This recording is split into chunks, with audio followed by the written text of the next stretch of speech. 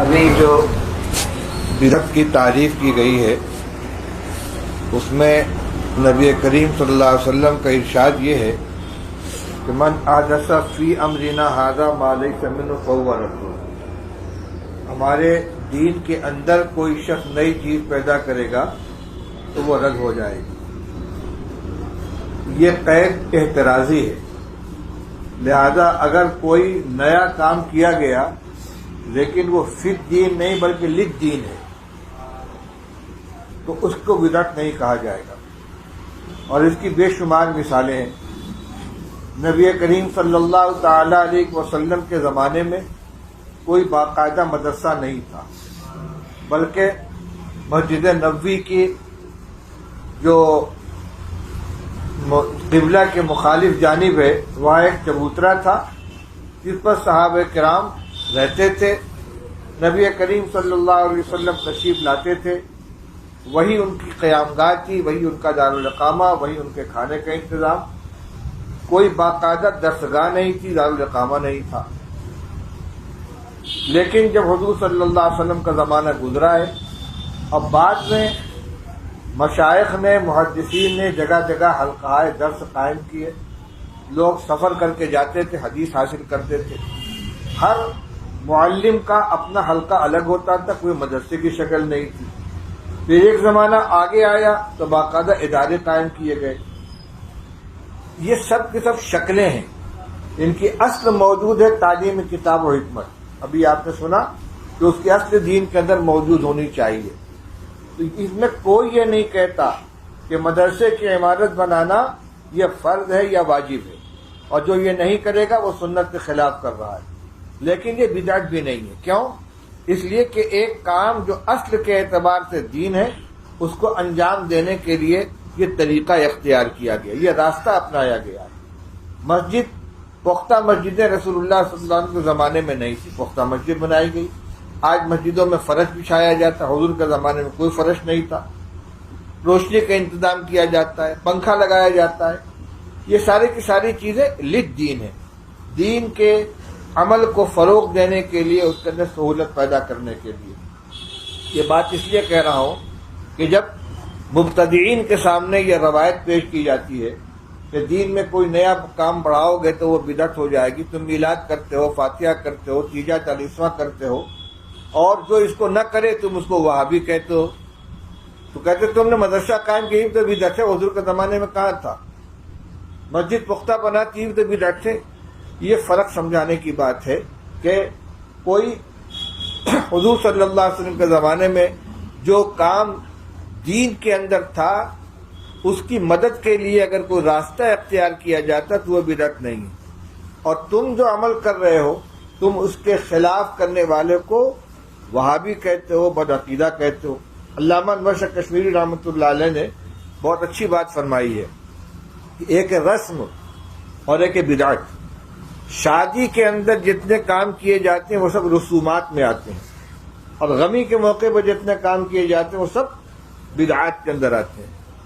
بدعتیوں کے یہاں میت کے انتقال کے بعد دوسرے دن کچھ خاص طریقے پر ایصال ثواب کا اہتمام کیا جاتا ہے، تیسرے دن کچھ کیا جاتا ہے، پھر 10ویں دن 10واں منایا جاتا ہے، 40 دن بعد 40واں منایا جاتا ہے، اور اسی طرح 1 سال بعد برسی منائی جاتی ہے۔ اور یہ ان کا امتیاز ہے، اگر کوئی نہیں کرے گا تو وہ وہابی کہلائے گا، بدعقیدہ کہلائے گا، گویا اس کو دین کا حکم سمجھ رہے ہیں، اس لیے ان کو بدعات کہا جائے گا۔ اور شادی کے موقع پر کوئی باجا بجا رہا ہے، کوئی گھوڑا پر سواری کرا رہا ہے، کوئی لمبی چوڑی دعوت کر رہا ہے، اس کو کوئی دین نہیں سمجھتا، اس کو دین سمجھ کر نہیں کیا جائے، لہذا یہ بدعات ہے۔ یہ رسم و رواج ہے، اسراف کی بنا پر، فضول خرچی کی بنا پر، اور دیگر لغو امور میں مبتلا ہونے کی بنا پر ان کو منع کیا جائے گا۔ فوٹوگرافی حرام ہے، ناچ گانا حرام ہے، میوزک بجانا حرام ہے، تو یہ دین سمجھ کر نہیں کیا جاتا، لہذا اس کو رسم و رواج کہا جائے گا۔ اور جو کام غمی کے موقع پر کرتے ہیں اس کو دین سمجھ کے کرتے ہیں، اس لیے وہ کیا کہلائے گا؟ بدعت کہلائے گا۔ تو فی امرنا ھذا کو پیش نظر رکھنا چاہیے کہ للدین اگر کوئی کام کیا جا رہا ہے اس کو لازم نہیں سمجھا جاتا، دین کے لیے ضروری نہیں سمجھا جاتا، محض ایک ذریعے کے طور پر ہے۔ روشنی مطلوب ہے، اب اس روشنی کے لیے بلب جلایا جائے، چراغ جلایا جائے، لائٹ جلائی جائے، یہ سب ذرائع ہیں۔ رسول اللہ صلی اللہ علیہ وسلم کے زمانے میں مسجد میں وضو خانے نہیں تھے، آج وضو خانے بنا دیے گئے نمازیوں کی سہولت کے لیے، اس کو بدعت نہیں کہا جائے گا، کیوں؟ یہ نماز کی مدد کے واسطے ہیں، تو اس کا فرق رہنا چاہیے۔ ہاں عبادت کے سلسلے میں کوئی نئی چیز آدمی لے آئے گا تو بدعت ہو جائے گی۔ حضرت علی رضی اللہ تعالیٰ عنہ عید کے دن عیدگاہ میں تشریف لائے، ایک صاحب کھڑے ہو کر نماز کی نیت باندھنے لگے، فرمایا رک جاؤ، نماز نہیں ہے یہاں۔ اس نے کہا کہ میں سمجھتا ہوں کہ اللہ تعالیٰ نماز پڑھنے کے اوپر عذاب نہیں دیں گے۔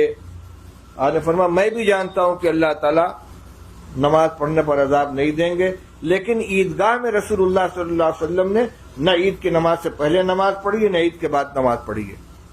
تو یہ عبادت کے عمل کے اندر تم اپنی طرف سے ایک نئی چیز شامل کر رہے ہو، یہ بدعت بن جائے گی۔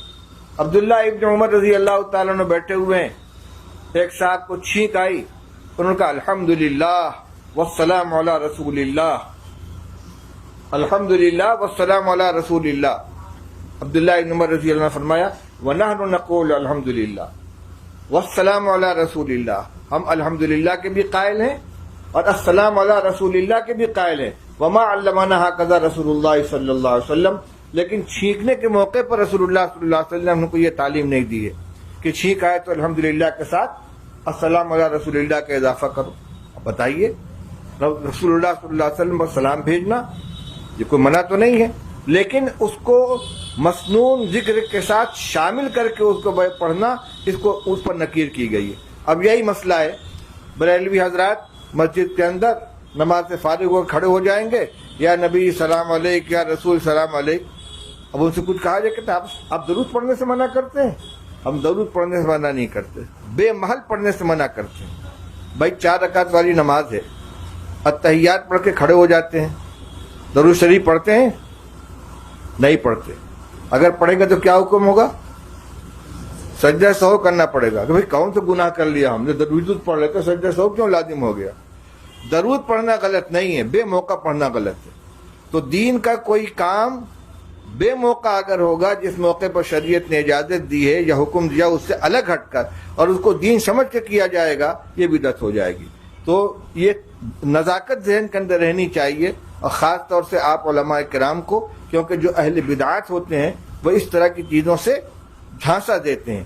تو آپ للدین اور فی الدین کا فرق بھی سامنے رکھیں، اور پھر یہ کہ کون سا کام دین سمجھ کے کیا جا رہا ہے، کون سا کام سہولت اور آسانی کے لیے کیا جا رہا ہے۔